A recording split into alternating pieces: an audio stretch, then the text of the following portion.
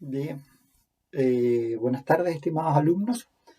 Damos inicio a su clase de hoy, día lunes 4 de mayo. Por alguna razón no fijaron las solemnes nuestras en el día de clase, sino que la fijaron para el día martes 5. Así que entiendo que hoy día entonces tenemos que tener clase normal. Y mañana entonces se encontrarán en su eh, página central del curso la solemne correspondiente a estas unidades que estamos viendo. No es una solemne que tenga las condiciones habituales, así que vamos a hacer una solemne de orden objetiva, eh, que bueno, no es algo que pudiese estar fuera de a lo mejor, de lo esperado o de las expectativas que podíamos haber tenido al inicio del semestre, pero es una solemne que trata de evaluar de manera objetiva los conocimientos que tengamos hasta esta fecha. Y si ustedes han sido constantes y han tenido la disciplina de ir entonces estudiando clase a clase, no van a tener ningún problema. ¿Ya? Eh, Va a tener seguramente dos partes, una parte donde veamos algunos aspectos de orden teórico, pero también va a tener una parte del orden de problemas, ¿ah? Problemas eh, que tampoco se van a contestar desarrollando, pero sí que van a generar eh, una respuesta de tipo objetiva. La prueba va a tener algunos casos, pero la respuesta va a ser de tipo objetiva. ¿Ya? Eh, Eso significa que, por ejemplo, planteado el caso, van a formularse distintas opciones y luego se van a plantear cuáles serían las alternativas más convenientes frente a ese caso. ¿Ya? Eh, y ante ya la nula posibilidad, por lo que estuve escuchando las noticias, de que podamos intentar una reapertura, ¿cierto?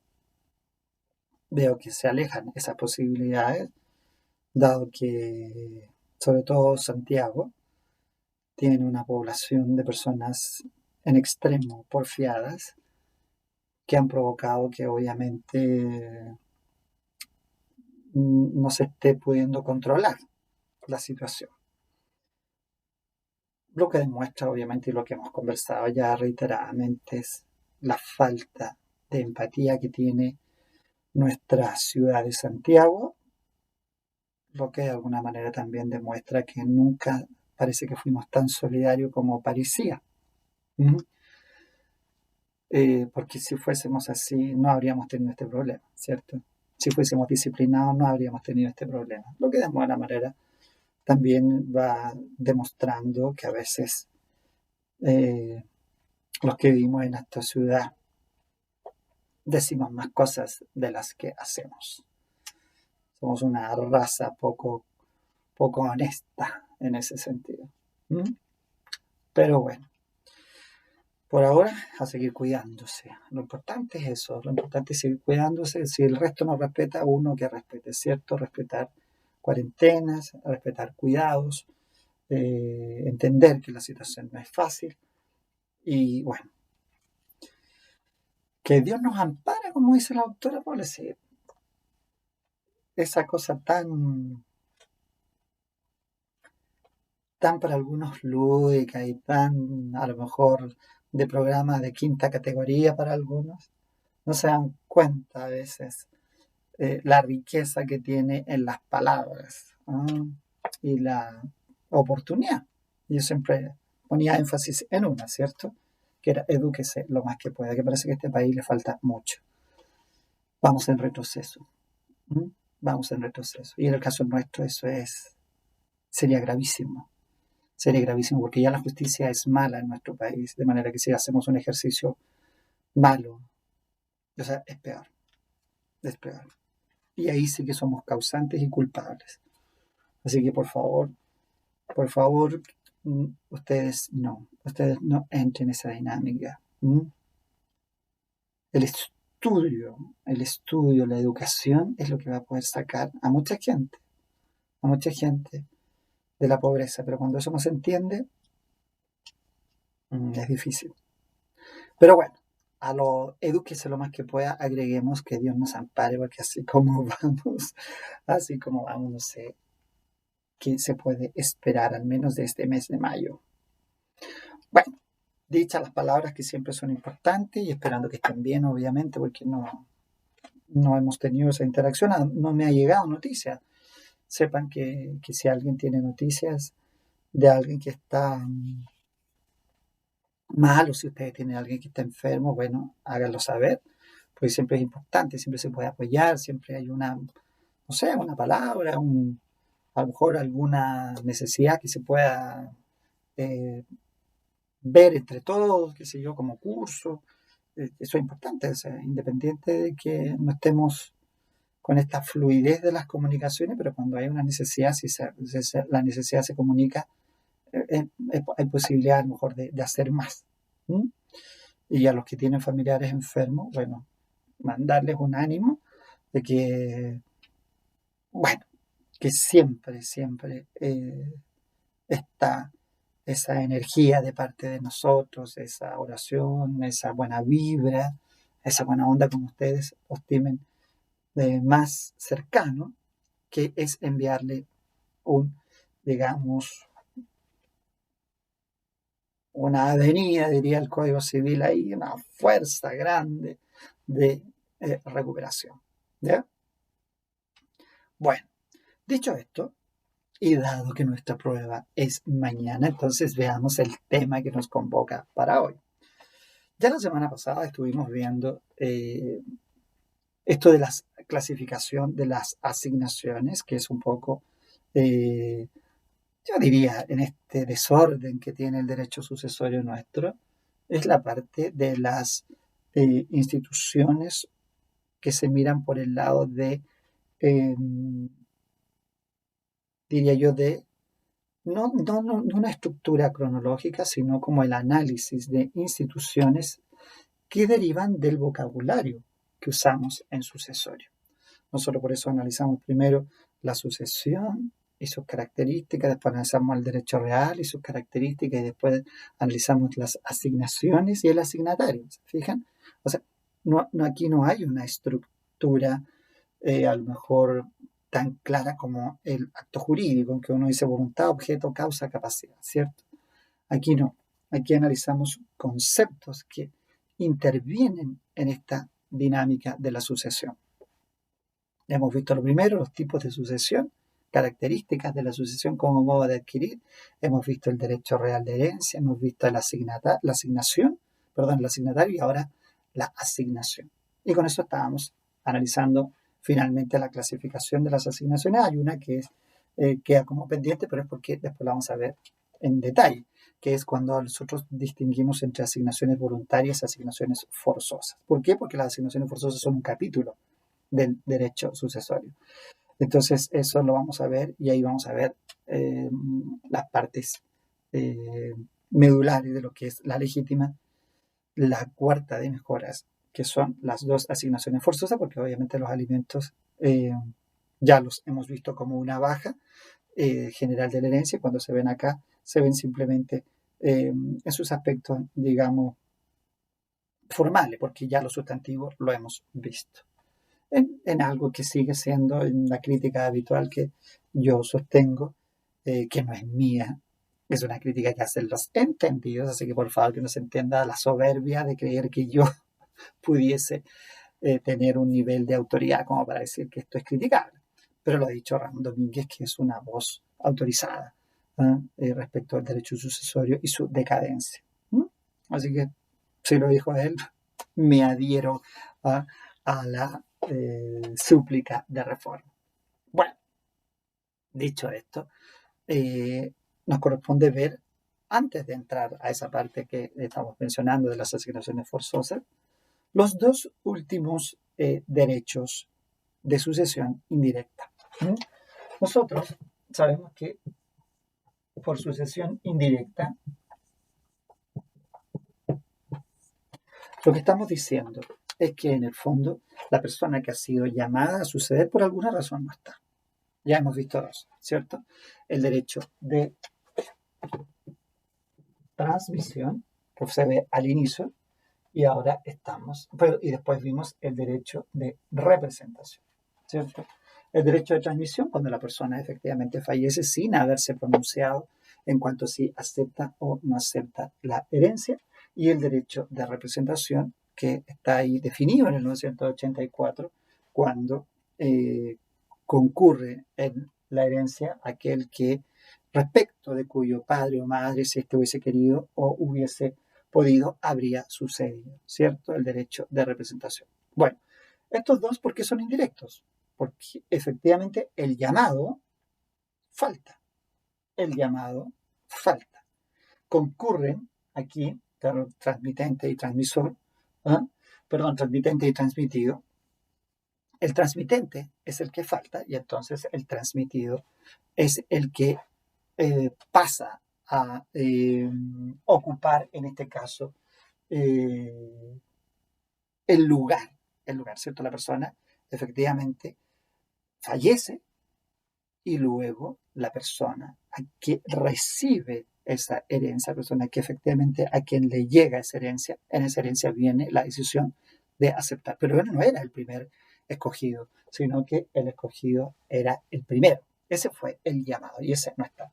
Y en el derecho de representación, ustedes saben que la representación opera en la línea de la descendencia de los hijos y en la línea de la descendencia de los hermanos. Por lo tanto, los llamados son los hijos y los hermanos. Pero cuando ellos no están, toda su descendencia puede concurrir. Entonces, por eso son de sucesión indirecta, porque no eran los en primer término llamados, sino que fueron consecuencia de la transmisión, consecuencia de la representación.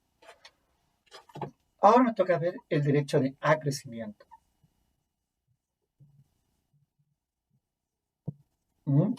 Este derecho de acrecimiento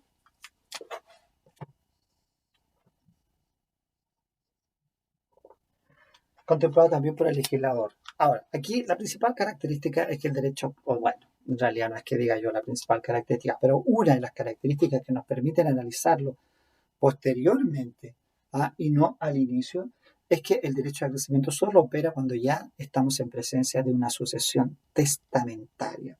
Si existe testamento, entonces podemos hablar de acrecimiento. ¿Por qué?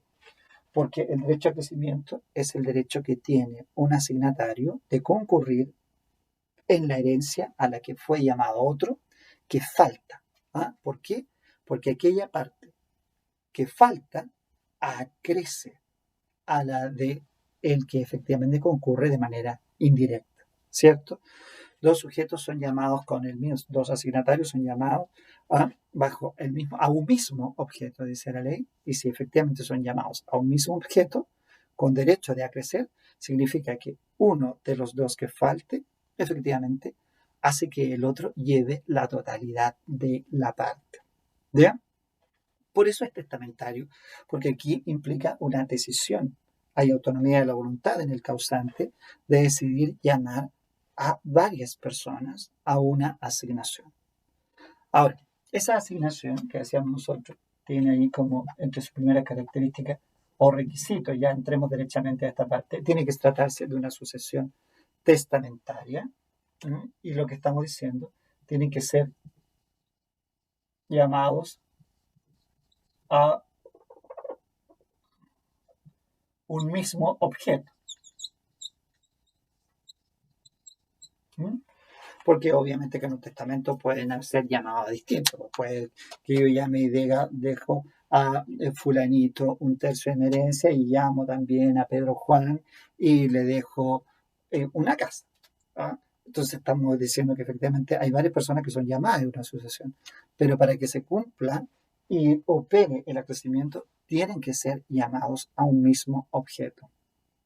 Ahora, el código regula este llamado y efectivamente se habla de que estamos hablando que el llamado, para que sea o bien o para que opere el llamado del derecho a crecimiento, tiene que ser sin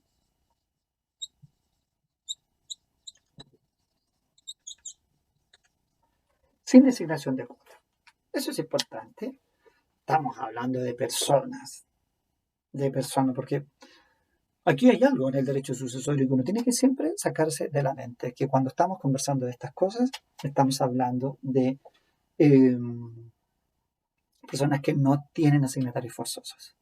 Por eso es tan molesto de repente, de alguna manera, ir hacia un derecho sucesorio donde la dinámica, las instituciones como estas, por ejemplo, tiene que estar el profesor constantemente diciendo, pero esto no opera si estamos frente al asignatario forzoso, porque el asignatario forzoso tiene su parte asegurada. Ellos van en la mitad legitimaria sí o sí, y en la cuarta de mejora tienen que ir algunos de los causantes de cuarta de mejora.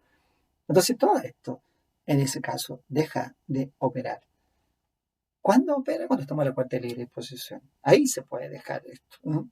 De hecho, el acrecimiento entre los llamados, por ejemplo, a la mitad legitimaria está determinado por el legislador.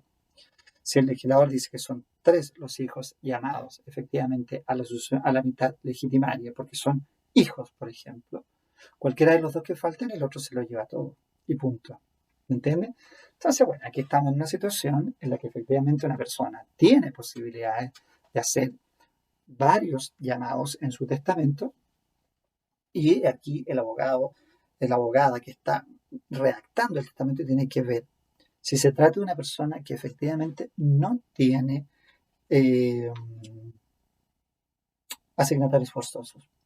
La idea de mandarles el testamento era esa, porque tenía un testamento, pero al final, bueno, me decepcioné de mí mismo, porque lo que quería era que ustedes recibieran la explicación mía del documento, pero grabado. Y resultó que este computador que está aquí en el que me estoy grabando me permite grabar el texto, me permite manipular el texto, pero no se oye la voz. Y descubrí muchas cosas, entre ellas que la voz para grabarlo con el programa que trae el computador eh, tiene una cláusula de privacidad para que efectivamente las grandes compañías no se enteren por voz de lo que yo eh, converso, ¿no? Entonces está asociado a las condiciones de privacidad del computador. Entonces hay que desbloquear esa condición de privacidad, circunstancias que todavía no puedo encontrar y tengo que llamar al, al asunto de la universidad para que desbloqueen esa parte, porque parece que la ponen ellos. Bueno, cierro paréntesis. Entonces, tiene que ser llamado sin designación de cuota. ¿Qué quiere decir esto? Que si yo llamo a Pedro por un tercio, a Juan por un tercio y a Claudia por un tercio, ya están llamados todos por cuotas y por lo tanto en ello no procedería, si faltara uno de esos 3, no procedería en ningún caso el derecho de acrecimiento. Sin embargo, existe una excepción, que dentro de una misma cuota se han llamado 2 sin designación de la parte que llevan dentro de la cuota. ¿Ah? Si lo quisiéramos graficar, diríamos que estamos hablando del causante que llama sin designación de cuota a Hugo, Paco y Luis, ¿cierto? En este caso es sin designación de cuota. Por lo tanto, llama a los 3 herederos, ¿eh? A su herencia. Y por lo tanto, cualquiera de ellos que falte, por ejemplo, faltó Luis, la parte de él acrece a Paco y acrece a Hugo. ¿Ven? Entonces, ahí tenemos. Pero si el causante hubiese llamado, vamos a colocarlo como una segunda figura, hubiese llamado al mismo Hugo, Paco y Luis por un tercio y un tercio, entonces aquí no procede el acrecimiento. Entonces, en este caso, no procede el acrecimiento. ¿Por qué? Porque obviamente, vamos a olvidar aquí, tenía un lápiz verde. Entonces, a este le vamos a dar el. ¿Ven? Así se ve más bonito. Efectivamente, en este caso sí, porque son llamados sin designación de cuota, pero aquí fueron llamados por cuota. ¿Ven? En este caso, el individuo dijo un tercio, un tercio, un tercio. En ese caso, entonces, no procede el derecho a crecimiento. Ahora, si hubiese llamado, por ejemplo, a, en este caso, a Luis y Claudia, por ejemplo, a un tercio, hubo un tercio, paga un tercio y el último tercio para Luis y Claudia. Entonces, en ese caso, si dentro de la cuota son llamados sin designación de la parte, sin designación de la cuota, podría producirse un acrecimiento entre ellos dos ahí. En ese caso, sería una especie de excepción que contempla el legislador. Estamos en el 1147, dice, destinados a un mismo objeto, dos o más asignatarios, la porción de uno de ellos, que por falta de este, se juntan las porciones de los otros.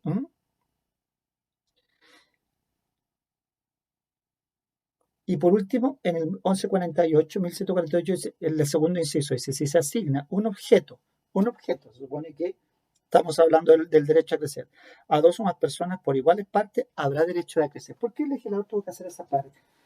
Porque cuando dice por iguales partes, entiende que hay derecho a crecer, pero si dice 50% para uno y 50% para el otro, entonces se acaba. Ahí es por cuota. Por tanto, ustedes tienen que ser cuidadosos de redactar un testamento en el que si dicen por partes iguales, están entendiendo que haya crecimiento. Pero si dice que es un tercio, un tercio, un tercio, entonces es cuota. La expresión partes iguales permite el crecimiento. Si yo digo 50 y 50 o por mitad, podría estar en esta situación y no favorecer el acrecimiento. Bien, ahora, otro requisito que también es importante para que efectivamente hablemos de acrecimiento, vamos a colocar acá, es que falte.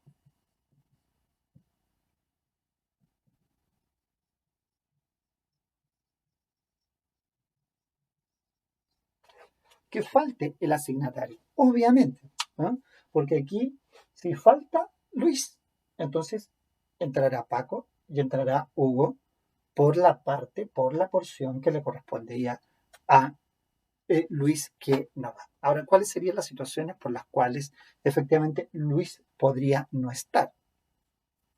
Primero, la más simple, podría haber repudiado la herencia. ¿Ya? Podría, y aquí vienen las cuando no puede ir, por ejemplo, podría ser incapaz, podría ser indigno, podría ser desheredado, podría ser haber fallecido. Todos esos casos se supone que está faltando Luis. Y si falta Luis, entonces ya no opera esa figura. Ahora, hay que tener cuidado, eso sí, que cuando uno redacta los testamentos, sobre todo de personas que no tienen asignatarios forzosos, de tener claro qué pasa en el caso que falte. Porque si nada se dice dentro del testamento, la persona efectivamente Paco y Luis heredan de inmediato. Pero ¿qué pasa si Luis hubiese tenido hijos? En ese caso, ¿sus hijos lo representan? Entonces, allí después generalmente este es como una pregunta fatal en un examen de grado. ¿No? ¿Qué opera? ¿El derecho de representación o se mantiene el crecimiento? El derecho de representación, siempre tienen que saberlo, es un derecho demasiado relevante en términos de lo que el legislador quiere, porque de hecho ahí hay una ficción, término que ustedes saben ha sido criticado, pero al fin y al cabo está en la ley. Y la ley dice que cuando efectivamente una persona, por ejemplo, no está porque ha fallecido, la representación opera por el solo misterio de la ley. O sea, aunque no se dijera nada, de inmediato entrarían los hijos de Luis. Entonces, por eso es tan importante que cuando uno redacta, dice, oye, tienes que tener presente que si aquí dejamos con derecho a crecer y esta persona tiene hijos, podría entrar a ocupar. Porque antes del crecimiento opera la representación. Ese tiene primacía en ese caso. Entonces, por eso este juego de los derechos de sucesión indirecta hay que analizarlos siempre con mucho cuidado, sobre todo porque la pregunta viene, podría ser una pregunta derechamente muy conveniente en un examen de grado, pero muy matadora, porque obviamente el juego de entender si opera el derecho de representación, opera el acrecimiento, opera la transmisión, opera la sustitución, que es el que sigue, podríamos estar allí un poquito nerviosos durante el examen. ¿Bien? Bueno, ahora, estos son los requisitos fundamentales, igual, ¿cómo se llama? Don Hernán Troncoso los va estirando un poco allí, ¿no? Pero al menos en la sustancia está esto. ¿Por qué? Porque el acrecimiento básicamente se sustenta en que efectivamente estos cuatro elementos se den, que sea testamentaria, que efectivamente sean llamados a un mismo objeto sin designación de cuota y que falte. De producirse eso, se produce el efecto, ¿cierto? ¿Cuál es el efecto que produce el acrecimiento? Lo que dice el 1147, que la porción del que falta acrece a la de los otros. ¿Ya? La porción del que falta acrece a la de los otros. Ahora, si fijan, aquí por eso les decía yo que Troncoso va agregando requisitos. Porción. Se agrega, que en el fondo es acrece. ¿Mm? Para que efectivamente se pueda producir el acrecimiento desde Luis a Paco y desde Luis a Hugo, Hugo y Paco tienen que aceptar la herencia del causante. Es un requisito obvio. Porque, aunque no sé si es obvio o no, pero es claro que si efectivamente pueden participar de esta herencia es porque aceptaron la primera. Ellos podrían, si lo quieren, aceptar siempre la del causante y repudiar esta, pero no podrían repudiar esa y aceptar esta, porque en ese caso el legislador efectivamente expresamente dice, ahí no se da la causa. ¿No? ¿Acrece a qué? Si usted renunció. No habría, eh, diría un procesalista, causa de pedir, porque no tengo que pedir. ¿No? Entonces, aquí, para que efectivamente se dé el acrecimiento, tienen que haber aceptado Paco y Hugo la herencia del primer causante. ¿Ya? Si ello ocurre, entonces estamos en presencia de poder operar este efecto. Eh, Déjeme ver, espérese, si tenemos otro artículo importante. Lo que estábamos diciendo está en el 1151.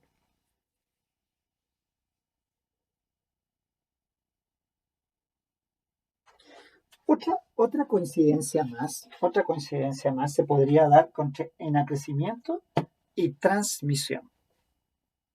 ¿Qué pasa si concurre? Porque recuerden que la transmisión también puede operar en sucesiones testadas. La persona fallece y no alcanza a pronunciarse acerca de si acepta o no acepta, y ese derecho de opción de aceptar o repudiar lo tiene ahora el asignatario a quien se le han transmitido, ese derecho.